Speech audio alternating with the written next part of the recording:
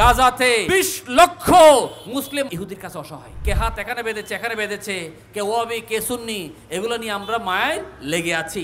এই গাজাতে শুধুমাত্র খালি ত্রাণ পাঠালাম, শুধুমাত্র তাদের জন্য দোয়া করলাম, বাংলাদেশে বসে খালি লং মার্চ করলাম। কিভাবে আপনি এখান থেকে আধুনিক প্রযুক্তি মিসাইল নিক্ষেপ করবে, রকেট পড়বে, সে প্রযুক্তি আমাদের শিখতে হবে। আমার দিনী ভাইদেরকে আমি সব জায়গায় একটা কথা বলি, আজকে আমরা ছোটোখাটো বিষয় নিয়ে, কে হাত এখানে বেঁধেছে, এখানে বেঁধেছে, কে ওয়াবি, কে সুন্নি, এগুলো নিয়ে আমরা মায়ায় লেগে আছি।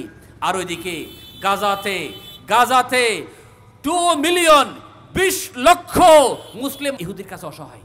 কারণ ওদের কাছে প্রযুক্তি আছে, ওদের কাছে সে ধরনের আধুনিক সক্ষমতা আছে, ওরা ব্যবসায় প্রযুক্তিতে অনেক এগিয়ে গিয়েছে। ওগুলো আমাদের স্বীকার করতে হবে, স্বীকার করার মধ্যে আমরা শেষ হব না। এই প্রযুক্তি, এই উদ্যোগ, এই আধুনিক জ্ঞান, আমি মনে করি তালাবুল ইলমি ফরিদাতুন আলা কুল্লি মুসলিমিন ওয়া মুসলিমা যে কথা এসেছে, সেই জ্ঞান অর্জনটা এখন আধুনিক জ্ঞান, এই প্রযুক্তির জ্ঞান অর্জন করাটা ফরজ। হাফিজুল ইসলাম ওই সময় বলেছিলেন যুদ্ধ চালনা শিক্ষা দেওয়ার জন্য, তরবারি চালনা শিক্ষা দেওয়ার জন্য। এখন তরবারির যুগ নয়, এখন হচ্ছে আধুনিক প্রযুক্তির যুগ। কীভাবে আপনি এখান থেকে আধুনিক প্রযুক্তি মিসাইল নিক্ষেপ করবে, রকেট পড়বে, সে প্রযুক্তি আমাদের শিখতে হবে। আমাদের দৈনিক জ্ঞানের পাশাপাশি আমি সবাইকে অনুরোধ করব, আমাদের সন্তানদেরকে আমরা প্রযুক্তির জ্ঞান, 1 নম্বর দিনের জ্ঞান, দিনের জ্ঞানের বাইরে কিন্তু কোনো অবস্থায় যাওয়া যাবে না।